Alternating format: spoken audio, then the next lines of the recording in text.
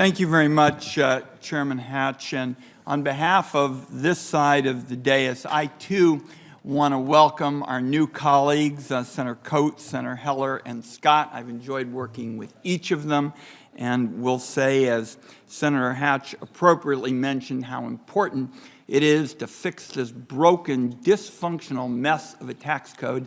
I've had a chance to watch Senator Coates in action doing good and bipartisan work there, so I'm looking forward to working with all three of our colleagues. Just a couple of additional points about Chairman Hatch before I turn to the matter at hand. Senator Hatch is the second senator from Utah to chair this committee. The first was Senator Reed Smoot, who chaired the committee from 1923 to 1933, and who is, perhaps unfairly, remembered best for the tariff bill that bears his name.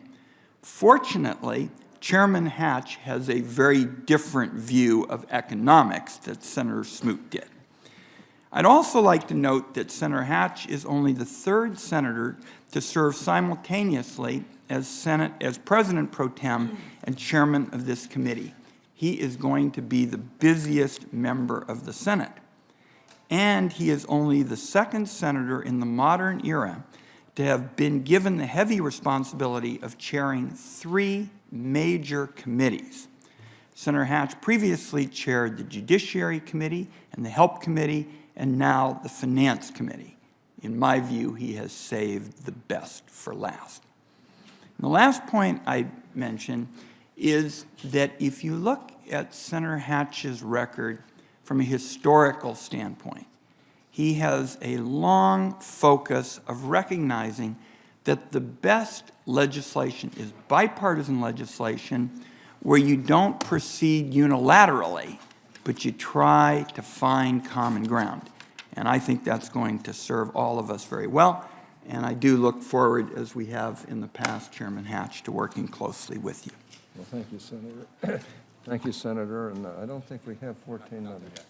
We need a couple more in order to... If I could just turn briefly to the matter at hand. This is a particularly important hearing because 7 years after the economic collapse shook our economy to the core, our recovery still has a ways to go. Too many middle-class Americans, pounded by decades of flat wages, are still struggling to make progress. And I want everybody to understand my bottom line for this Congress. When working families see bigger paychecks, America's economic recovery is going to go from a walk to a run. And over the last few weeks, I've spent a lot of time talking with workers and businesses in my state about the challenges they face 7 years after the start of a Great Recession. Just this weekend, I held town hall meetings in Klamath Falls and Josephine and Lincoln counties. And it's pretty clear that there are a lot of Oregonians, a lot of Americans, waiting for the economic recovery to kick in for them. For Oregon's middle class, moving the recovery from a walk to a run pretty much comes down to what we call the 5 T's. Technology jobs, tax reform, trade done right, transportation, and timber. And my guess is probably every senator on this committee on both sides of the aisle could come up with their own list, and there's no question in my mind there'd be a lot of overlap. Now, there are a lot of lessons to be learned about our history as policymakers work to strengthen the foundations of the American economy.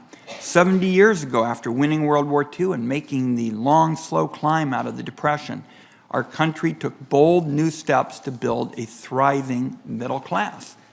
The Congress came together and expanded access to education.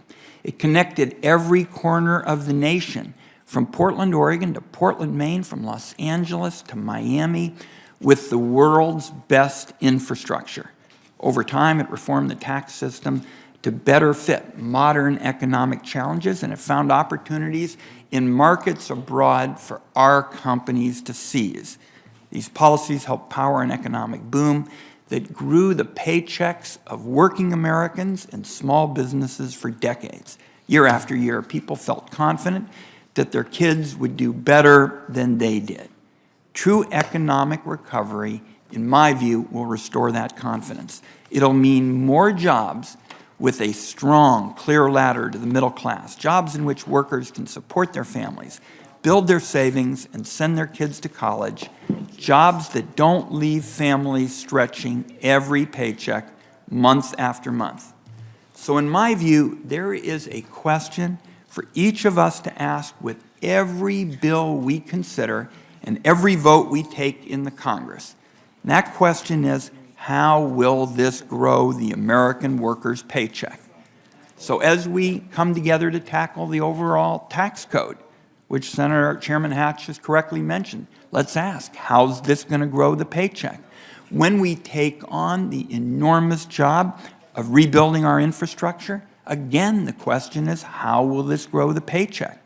As we work to get more students in the door to college, once more, how will this grow the paycheck? And as we try to ensure that our companies can be competitive in a cutthroat global economy, the issue is still, how will this grow the paycheck? We can all be proud of the fact that the Finance Committee over the years has taken a starring role in so many of the important policy debates. So there are going to be many opportunities for us to come together on a bipartisan basis to ensure that more Americans share in their recovery and getting bigger paychecks.